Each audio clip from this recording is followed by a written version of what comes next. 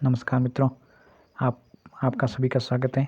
आज हम डिस्कस करेंगे आपके सामाजिक विज्ञान सेकंड ग्रेड के हिंदी में सिलेबस हिंदी भाषा में सिलेबस के बारे में डिस्कस करेंगे। इसके लगभग आपके 8 पार्ट आते हैं। एसएसटी के इतिहास है, जियोग्राफी है, economy, political science, sociology, public admit है, फिलोसॉफी और टीचिंग एड्स।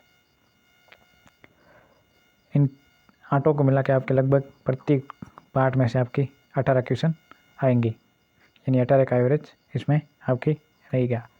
और लगभग सभी पार्ट समान है। ये नहीं कि जैसे मान लीजिए आपने इतिहास का पार्ट देखा तो लंबा है, इसके कारण उसके ज़्यादा आने के सवाल है, नहीं, ये कोई ज़रूरी नहीं है। सभी के बराबर सवाल आते हैं, क्योंकि आप पिछले पेपर देख लीजिए जिसमें से 18-19 का एवरेज स्कोर या 17 ये आपके एवरेज स्कोर प्रश्नों का रहा है, जिसमें सभी पार्ट से पूछे गए हैं। तो हम डिस्कस करेंगे। इतिहास में आपके हैं पहले सिंधु घाटी सभ्यता और इनकी विशेषताएं, फिर आपके वैदिक युग यानी वैदिक युग, ऋग्वेद, यजुर्वेद, सामवेद, ये जो भी है वैदिक युग, उनके बारे में सामाजिक और धार्मिक, जिसमें उत्तर वैदिक और ऋग्वेदिक काल आता है। फिर आपके बौद्ध धर्म और जैन धर्म, इनकी शिक्षा, उत्थान और पतन के कारण, किस प्रकार इनके पतन हुआ, उत्थान हुआ और ये इनकी शिक्षाएँ क्या है उनके बारे में। उसके बाद आपके मौर्य और गुप्त काल, फिर आपके भक्ति और प्रत्यर्पणा यानी भक्ति और सूफी आंदोलन। फिर आपके मुगल काल आपके 1526 में बाबर से लेके 1707 औरंगजेब तक है, जिसमें प्रशासनिक सुविधाएं और सांस्कृतिक उपलब्धियां। फिर आपके शिवाजी की विरासत यानी शिवाजी के बारे में। फिर आपके स्वतंत्रता आंदोलन, जिसमें से 1857 की क्रांति, कांग्रेस का जन्म, गांधी की भूमिका, फिर भारत का विभाजन, फ्रांसीसी क्रांति और अमेरिका स्वतंत्रता संग्राम और रूसी क्रांति। ये आपके लिए नए हैं, क्योंकि बाकी तो आपने लगभग रेत है या पटवारी है, इनमें सब में पढ़ा होगा। ये आपके लिए नया है, फ्रांसीसी क्रांति और अमेरिका स्वतंत्रता संग्राम और रूसी क्रांति। फिर लीग ऑफ नेशन और यूएनओ के बारे में, और यूएनओ की भूमिका शांति के संबंध में, विश्व शांति में भारत की भूमिका यानी यूएनओ के प्रति। फिर आपके जियोग्राफी यानी भूगोल में आपके टॉपिक है लगभग 6, जिसमें पृथ्वी की गतियाँ और उनके प्रभाव यानी अक्षांश और देशांतर।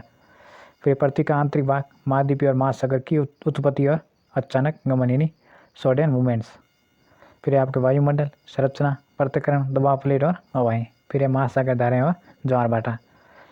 फिर है भारत में भौतिक सुविधाएं, जलवायु, मिट्टी, परखती शाकाहारी, जल निकासी, कृषि और उद्योग और जनसंख्या, यानी ये टॉपिक जो भारत के बारे में पढ़ने हैं।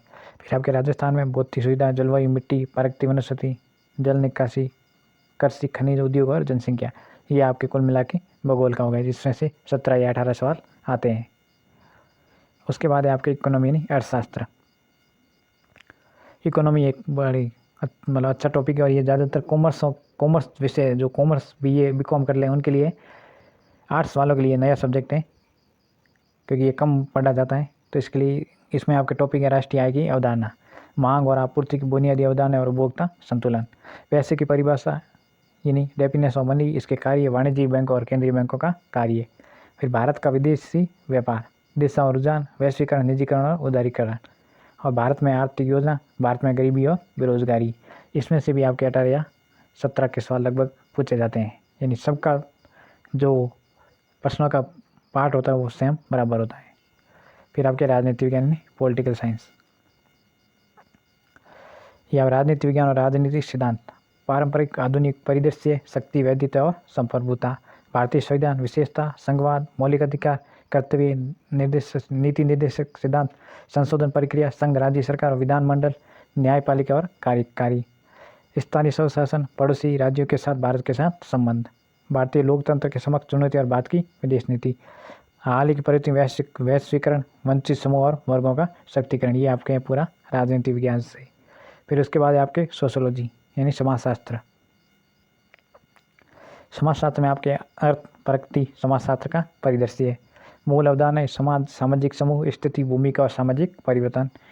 फिर इसके बाद तीसरा जाति, वर्ग, अर्थ, सुविधाएं, जाति और वर्ग में परिवर्तन, वर्तमान सामाजिक समस्याएं, जातिवाद, सांप्रदायिकता, गरीबी, भ्रष्टाचार और एड्स, वर्ण, आश्रम, धर्म, पुरुषता, विवाह और परिवार की अवधारणा।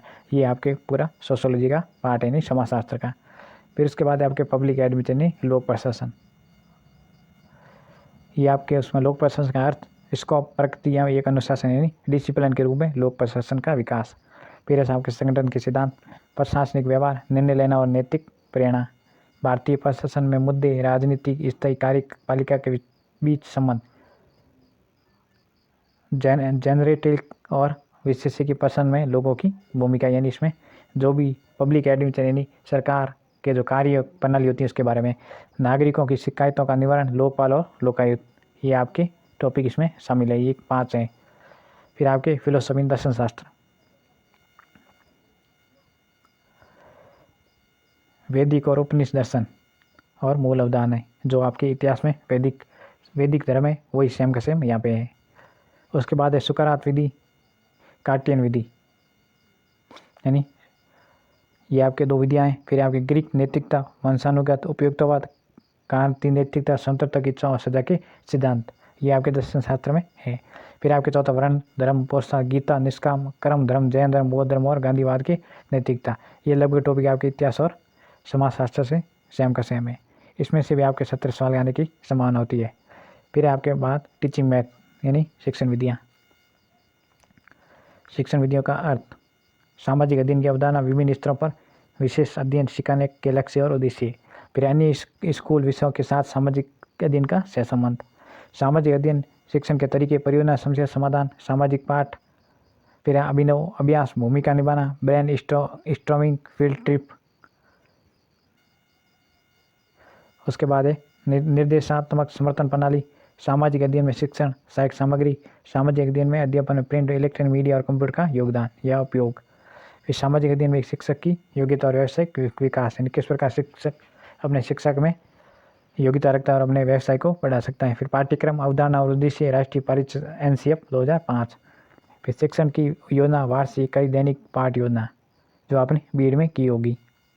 फिर मूल्यांकन के उपकरण, तकनीक, विभिन्न प्रकार के प्रश्न, ब्लूप्रिंट, उपलब्धि परीक्षण की तैयारी। इस प्रकार ये आपके सामाजिक विज्ञान 2nd ग्रेड में जो सिलेबस है उसके बारे में मैंने डिस्कस किया। कल से हम आपके समाजशास्त्र है इसे उसके बारे में हम स्टार्ट करेंगे। समाजशास्त्र का क्या अर्थ है, समाजशास्त्र का अर्थ प्रकृति और समाजशास्त्र का परिदृश्य, यानी उसकी प्रकृति